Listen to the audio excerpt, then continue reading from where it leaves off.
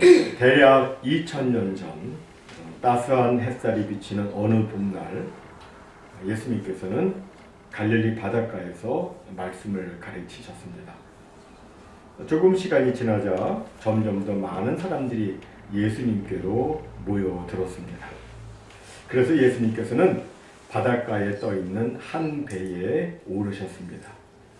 그리고 그 배를 강단으로 삼으시고 바닷가 육지에 모인 사람들에게 하나님 나라에 대한 말씀을 여러 가지 비유로 말씀해 주셨습니다.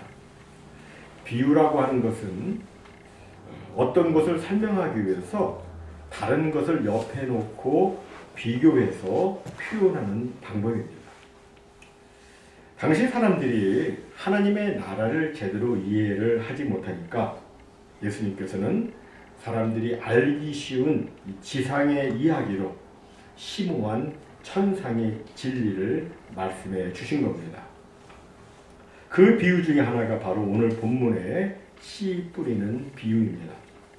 너무나도 유명한 비유인데 이 비유에서 중요한 것은 하나님의 말씀을 의미하는 이 씨는 모두 다 똑같은 씨인데 오직 좋은 땅에서만 열매를 맺고 길가나 돌짝밭 또 가시밭에서는 아무런 열매를 맺지 못했다고 하는 겁니다. 도대체 왜 이런 일이 생기는 것일까요?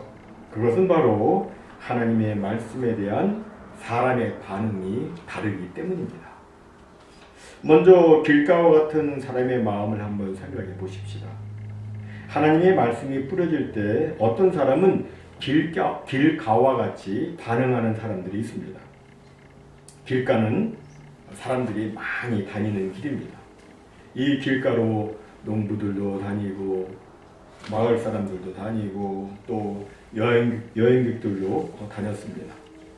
사람들이 많이 다니다 보면 길은 점점 딱딱해지고 아주 반들반들해지고 나중에는 이제 굳은 땅이 됩니다. 그런데 여기에 씨가 떨어졌다고 말씀합니다. 그러자 어떤 일이 생겼습니까? 새가 와서 그것을 먹어버렸다고 말씀합니다. 도대체 무엇을 의미하는 말씀입니까? 이것을 예수님께서는 15절에서 친히 이렇게 해석해 주셨습니다. 말씀이 길가에 뿌려졌다는 것은 이들을 가리킴이니 곧 말씀을 들었을 때에 사탄이 즉시 와서 그들에게 뿌려진 말씀을 빼앗는 것이요. 즉 사람들 가운데는 새가 씨를 쪼아먹듯이 말씀을 듣는 순간에 악한 자 사탄 마귀가 즉시 와서 그 말씀을 빼앗아가는 일이 있다는 겁니다. 본래 씨는 땅에 뿌려지면 땅에 뿌리를 내리고 햇빛을 받고 땅의 수분과 영양분을 흡수해서 자라나게 됩니다. 그러나 너무 딱딱하게 굳어져 있는 길가에서는 씨가 전혀 뿌리를 내릴 수가 없습니다.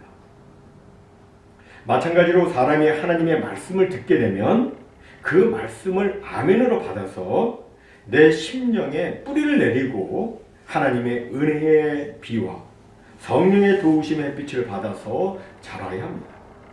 그런데 만약 그 사람의 마음이 인간의 어떤 고정관념이나 잘못된 신념 또는 자신의 완고함으로 딱딱하게 굳어져 있으면 어떻게 됩니까?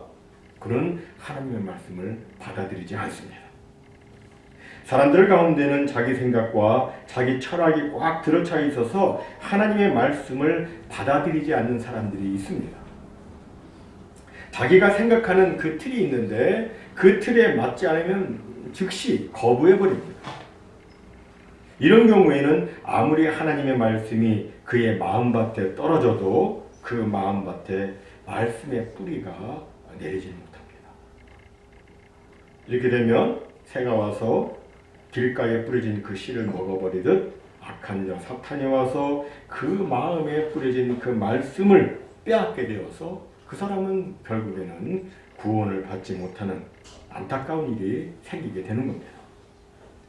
다음 두 번째로 나타나는 하나님 말씀에 대한 반응은 흙이 얕은 돌짝밭과 같은 그런 반응입니다. 오늘 본문 5절과 6절은 이렇게 말씀합니다. 더러는 흙이 얕은 돌밭에 떨어지매 흙이 깊지 아니하므로 곧 싹이 나오나 해가 돋은 후에 타서 뿌리가 없으므로 말랐고. 이 팔레스타인 지역에는 실제로 돌짝밭이 아주 많습니다. 겉으로 보기에는 그냥 흙으로 덮인 것처럼 보이는데 거기 파보면 밑에 라임스톤, 석회색이 많습니다. 이런 곳에 떨어진 씨는 뿌리를 깊게 내릴 수가 없습니다. 싹이 나더라도 해가 돋게 되면 이제 뿌리가 없으므로 곧 말라 죽게 됩니다. 그럼 이 돌밭은 무엇을 의미하는가? 이에 대해서 예수님께서는 본문 16절과 17절에서 이렇게 해석해 주십니다. 또 이와 같이 돌밭에 뿌려졌다는 것은 이들을 가리킴이니 곧 말씀을 들을 때에 즉시 기쁨으로 받으나 그 속에 뿌리가 없어 잠깐 견디다가 말씀으로 인하여 환난이나 박해가 일어나는 때에는 곧 넘어지는 자요. 여기서 보니까 돌밭과 같은 그 마음의 사람들은 하나님의 말씀을 들을 때 즉시 기쁨으로 받는다고 말씀합니다. 말씀을 들을 때 기쁨으로 받아요. 조금 전에 길가와 같은 사람들은 처음부터 말씀을 거부하지만 이 돌밭과 같은 사람들은 하나님의 말씀에 대해서 이해도 하고 고개를 끄덕이며 그것을 즉시 받기도 합니다. 그들은 하나님의 말씀을 들으면서 그래 맞아 바로 이거야 라고 하면서 기쁨으로 말씀을 받아들입니다. 잠깐 믿는 겁니다. 그러나 하나님의 말씀으로 인해서 시련을 겪고 환난이나 박해를 받게 되면 그는 아무리 생각해도 그는 이렇게 말합니다. 내가 아무리 생각해도 기독교는 나를 위한 종교가 아닌 것 같아 라고 하면서 신앙의 대열에서 이탈해 버립니다. 시련이 왔다고, 환난이 있다고, 박해가 있다고 신앙의 대열에서 이탈합니다. 여러분, 우리는 우리가 믿는 기독교를 바르게 인식해야 합니다. 기독교는 단순히 이 땅에서 육신적으로 잘 살게 해주는 그런 종교가 아닙니다. 단순히 육신적으로 편히 살기 위해서 예수를 믿는다면 그것은 기복신앙이지 기독교가 아닙니다. 그런 것은 다른 종교에서도 얼마든지 볼 수 있는 모습입니다. 물론 기독교에 축복이 없는 것은 아니죠. 좋으신 하나님께서는 우리가 정말 하나님을 신뢰하는 믿음으로 하나님을 의지하고 하나님께 간절히 기도하고 참고 견디면 나중에는 우리가 전혀 상상할 수도 없는 그 놀라운 엄청난 축복을 우리에게 해 주십니다. 그러나 이 땅에서의 이 일시적인 축복 그 자체가 우리의 목적은 아닙니다. 만약 축복이 이 땅에서 일시적인 축복이 우리의 목적이라면 이거 좀 곤란합니다. 왜냐하면 그런 축복이 목적이 되어버리면 축복이 아닌 고난이 올 때는 기독교에서 떠나버리기 때문입니다. 예전에 어느 목사님이 교회에 나오지 않는 한 부인에게 왜 교회에 나오시지 않느냐고 물어보니까 그 부인이 아주 개면쩍고 주저하는 모습으로 이렇게 말했답니다. 에어컨이 시원하지 않았어요. 또 어떤 분은 교회가 4층이라 못 오겠다고 했답니다. 정말 말도 안 되는 이야기 같지만 그러나 실제로 어떤 불편함이나 고난, 어려움, 환난, 박해, 시련 이런 것들이 실제로 신앙이 자라지 못하게 방해하는 요인이 될 수 있습니다. 그러나 그렇다 할지라도 참된 믿음 생활은 환난과 박해를 극복하는 것입니다. 우리 신앙의 선배들은 환난과 핍박 속에서도 신앙을 견디고 지켰습니다. 초대교회 당시 수많은 성도들이 가래에 찔려서 죽고 산채로 불에 타 죽고 또 원형 경기장에서 사자의 밥이 되어서 죽었지만 그래도 그들은 신앙을 지켰습니다. 저는 개인적으로 역경이나 환란이라고 하는 것은 자신의 신앙을 테스트할 수 있는 좋은 기회라고 생각합니다. 참 신앙은 역경 속에서도 견딥니다. 아니, 견디는 정도가 아니라 역경 속에서 아주 크게 빛을 발합니다. 그러나 가짜 신앙은 역경이 오면 넘어집니다. 우리는 기억해야 합니다. 기독교에는 축복과 영광만 있는 것이 아니라 십자가도 있고 또 복음과 함께 고난받는 일도 있다는 것을 기억해야 합니다. 우리의 마음밭은 혼란이나 박해로 인해서 신앙을 포기하는 그런 마음이 되어서는 안 됩니다. 그러면 아무런 열매를 맺을 수가 없습니다. 다음 세 번째로 어떤 사람은 하나님의 말씀에 대해서 가시밭과 같이 반응하는 사람이 있습니다. 가시밭. 이 뿌리를 내린 씨가 잘 자라려면 주위에 가시나 엉겅퀴 또는 잡초 같은 것이 없어야 합니다. 그래서 농부들은 자주 김을 맵니다. 씨가 가시떨기 사이에 떨어지면 뿌리를 내리긴 하지만 이게 제대로 자라질 못합니다. 날카로운 가시가 위에서 막 내리찔러가지고 자랄 수가 없습니다. 가시밭, 무슨 의미입니까? 이에 대해서 예수님은 이렇게 해석하셨습니다. 또 어떤 이는 가시떨기에 뿌려진 자니 이들은 말씀을 듣기는 하되 세상의 염려와 재물의 유혹과 기타 욕심이 들어와 말씀을 막아 결실하지 못하게 되는 자요. 다시 말해서 가시밭과 같은 사람은 말씀을 듣기는 하지만 이 세상 걱정과 재물에 대한 유혹과 그리고 그 밖에 다른 인간적 욕심과 향락 때문에 말씀이 자라질 못해서 아무런 열매를 맺지 못한다는 의미입니다. 가시밭과 같은 사람은 어떤 사람일까요? 말씀을 받긴 받아요. 그죠? 말씀을 받았으니까 아마 이 사람은 가능하면 하나님과 이 세상 물질을 동시에 다 잡고 싶어하는 그런 사람이라고 생각합니다. 하나님도 붙잡고 세상 욕심도 붙잡고 싶어하는 사람.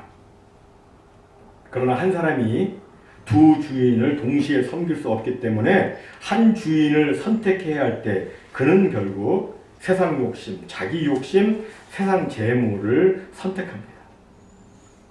우리가 마태복음 19장에 보면 거기에 어떤 부자 청년 관원 이야기가 나오고 있습니다. 이 청년 젊은 나이에 성공한 매우 능력 있고 또 전도 유망한 청년이었습니다. 어느 날 그가 예수님께 나와서 물었습니다. 선생님, 제가 어떻게 하여야 영생을 얻을 수 있습니까? 어떻게 하면 될까요? 영생을 얻으려면. 그때 예수님께서는 이렇게 말씀하십니다. 네가 온전하고자 할진대 가서 내 소유를 팔아 가난한 자들에게 주라. 그리하면 하늘에서 보화가 네게 있으리라. 그리고 와서 나를 따르라. 여기서 예수님께서는 그 청년한테 재물 이야기, 보화 이야기를 꺼내셨습니다. 예수님께서 그에게 재물 이야기를 꺼내신 것은 예수님께서 그 청년을 가만 보니까 그 청년은 재물을 가장 인생에 중요한 것으로 삼고 있었습니다. 재물을 자신의 주인으로 삼고 있었기 때문에 예수님께서 재물 이야기를 꺼내신 겁니다. 그 청년은 다른 무엇보다도 재물에 대한 욕심이 더 크게 자리 잡고 있었습니다. 그 욕심이 얼마나 큰지 그는 자신의 영생의 길을 포기할 정도였습니다. 성경은 그 청년에 대해서 재물이 많은 고로 심히 근심하며 떠나갔다라고 말씀합니다. 그 청년은 재물에 대한 욕심을 이길 수가 없었습니다. 그에게는 영생보다 재물이 더 중요했고 예수님보다 재물이 더 중요했습니다. 여러분, 사람이 재물을 가지는 것은 잘못이 아닙니다. 잘못 아니에요. 재물을 하나님의 뜻대로 잘 다스릴 줄 알면 재물이 아무리 많아도 그건 아무런 문제가 되지 않습니다. 그러나 재물이 자기의 주인이 되어 있으면, 예수님보다 재물을 더 사랑하고 있다면 이건 문제가 됩니다. 그 사람은 하나님의 나라를 위해서 아무런 열매를 맺지 못하는 가시밭과 같은 사람이 되고 마는 겁니다. 이제 마지막으로 하나님 말씀에 대한 네 번째 반응은 좋은 땅과 같은 마음입니다. 좋은 땅. 예수님께서는 20절에서 이렇게 말씀하셨습니다. 좋은 땅에 뿌려졌다는 것은 곧 말씀을 듣고 받아 30배나 60배나 100배의 결실을 하는 자니라. 여기 말씀을 듣고 받아, 말씀을 듣고 받아, 이 부분을 의사 누가는 누가복음 8장 15절에서 이렇게 설명을 합니다. 좋은 땅에 있다는 것은 착하고 좋은 마음으로 말씀을 듣고 지키어 인내로 결실하는 자니라. 이 말씀처럼 우리가 30배, 60배, 100배의 결실을 맺으려면 착하고 좋은 마음으로 말씀을 듣고 지켜야 합니다. 우리는 말씀을 들으면서 정말 착하고 좋은 마음으로 들어야 돼요. 색안경을 끼고 들으면 안 됩니다. 목사님이 지금 나 공격하려고 지금 이 말을 하는 거야, 이렇게 오해를 해서 말씀을 들으면 안 돼요. 정말 하나님의 말씀을 들을 때는 착하고 좋은 마음으로 들어야 합니다. 그리고 들은 말씀은 또 잘 지켜야 합니다. 여기 지킨다는 말은 두 가지로 해석될 수 있어요. 하나는 들은 말씀에 순종한다는 의미로 해석되고, 또 다른 하나는 뭐냐면 이 들은 말씀을 다른 누가 빼앗아 가지 못하게, 빼앗아 가지 못하도록 그 말씀을 안전하게 단단히 지켜야 한다, 그런 의미도 있습니다. 지금 여러분들은 제 설교를 듣고 계시는데 여러분 왜 듣고 계십니까? 그냥 듣기 위해서 듣는 분은 한 분도 안 계실 겁니다. 그죠? 그냥 듣기 위해서 듣는 분 안 계시잖아요. 우리가 하나님의 말씀을 듣는 것은 단순히 듣기 위해서가 아니라 내 생활에 적용해서 지키기 위해서 이 말씀을 듣는 겁니다. 내가 들은 말씀을 내 가정과 직장과 내 삶의 현장에서 순종해서 지키기 위해서, 정말 이 주신 말씀을 내가 꽉 붙들고 하나님의 백성답게 제대로 한번 살기 위해서 이 말씀을 듣는 것입니다.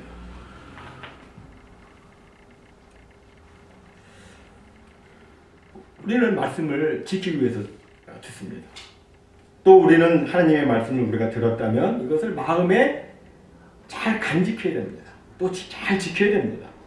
마귀가 와서 빼앗지 못하도록 굳게 지켜야 됩니다. 마귀가 와서 이거 안 지키면 와서 빼앗으려고 합니다. 뺏어가려고 해요. 우리는 이 말씀 빼앗기지 않도록 잘 지켜야 돼요. 이렇게 우리가 하나님의 말씀을 끝까지 인내로 잘 간직하고 그 들은 말씀에 순종하는 삶을 살게 되면 정말 반드시 놀랍게 정말 풍성하게 결실하는 때를 우리는 보게 됩니다. 아멘. 이제 말씀을 맺도록 합니다. 오늘 우리는 예수님의 이 씨 뿌리는 비유를 들었는데, 이 비유에서 여러분 우리가 얻을 수 있는 교훈은 무엇입니까? 이 말씀을 들으면서 여러분은 어떤 감동이 오셨습니까? 그것은 바로 우리 모두 좋은 땅이 되어서 하나님의 말씀에 30배, 60배, 100배의 결실을 맺는 축복의 사람들이 되는 것입니다. 그럼 여러분 어떻게 우리가 좋은 땅이 될 수 있을까요? 좋은 땅이 어떻게 하면 좋은 땅이 됩니까? 이에 대해서 호세아 10장 12절은 이렇게 말씀합니다. 너희 묵은 땅을 기경하라. 지금이 곧 여호와를 찾을 때니 마침내 여호와께서 오사 공의를 비처럼 너희에게 내리시리라. 사람이 땅을 오래 놔두면 땅은 점점 굳어집니다. 좋은 땅도 오래 놔두면 점점 굳어집니다. 점점 보기 싫은 잡초만 무성해지고 어떤 때는 가시 같은 것도 납니다. 이런 땅은 씨앗을 뿌려서 싹이 난다 할지라도 열매를 맺지 못합니다. 이런 땅은 먼저 예리한 쟁기나 보습으로 땅을 갈고 뒤집어 엎어서 굳은 흙을 깨뜨려야 됩니다. 돌이 나오면 제거하고 잡초를 뽑고 가시덤불을 베어서 불에 던져야 합니다. 사람의 마음도 마찬가지입니다. 좋은 땅이 되려면 하나님의 보습, 성령의 보습으로 깊이 갈아서 굳은 마음을 깨뜨리고 모든 불결한 쓴뿌리까지 다 제해버려야 됩니다. 이 묵은 땅을 가는 것은 쉬운 일이 아닙니다. 이게 굳어있기 때문에 매우 힘이 듭니다. 하지만 힘들어도 갈아야 합니다. 또 굳은 마음을 깨뜨리는 것도 매우 아픈 일입니다. 굳은 마음이 깨진다는 건 아픈 것이죠. 오래 사랑하던 죄악의 뿌리를 뽑아버리는 것도 아픕니다. 하지만 아파도 깨야 되고 또 아파도 뽑아야 합니다. 이렇게 묵은 땅을 기경하는 것을 우리는 뭐라 그럽니까? 회개라고 합니다. 묵은 땅 새롭게 기경하는 것 회개입니다. 회개를 해야 거듭나게 됩니다. 이 회개가 없으면 아무런 열매를 맺을 수 없습니다. 그래서 일찍이 세례요한은 회개하라 천국에 가까웠느니라 라고 외쳤던 것이고, 예수님께서도 때가 찼고 하나님의 나라가 가까웠으니 회개하고 복음을 믿으라 라고 말씀하셨던 겁니다. 회개하지 않고는 아무도 복음을 믿을 수 없고, 회개하지 않고는 아무도 거듭나 천국을 볼 수도 갈 수도 없습니다. 하지만 아무리 묵은 땅이라 할지라도, 아무리 자기 마음이 길가와 같고 돌짝밭과 같고 또 가시밭과 같다 할지라도 성령의 보습으로 갈고 방망이와 같은 하나님의 말씀으로 부스러뜨리고 성령의 불로 태우면 그 땅은 너무너무 좋은 옥토가 되는 것입니다. 아멘. 이렇게 옥토가 될 때 하나님께서 임하셔서 공의를 비같이 내려주시고 또 은혜의 햇빛을 비추어 주심으로 하나님의 말씀이 그의 심령 가운데 30배, 60배, 100배의 결실을 맺도록 역사해 주시는 겁니다. 아멘. 사랑하는 성도 여러분, 꼭 옥토되어서 하나님의 나라가 우리 심령 가운데 임하는 이 놀라운 역사를 체험하시기 바랍니다. 모쪼록 성령의 강권적인 은혜와 역사하심으로 좋은 밭이 되어서 주님 기뻐하시는 아름다운 열매에 풍성히 맺어서 하나님께 큰 영광 올려드리는 우리 모두가 다 되시기를 주님의 이름으로 축원합니다. 아멘.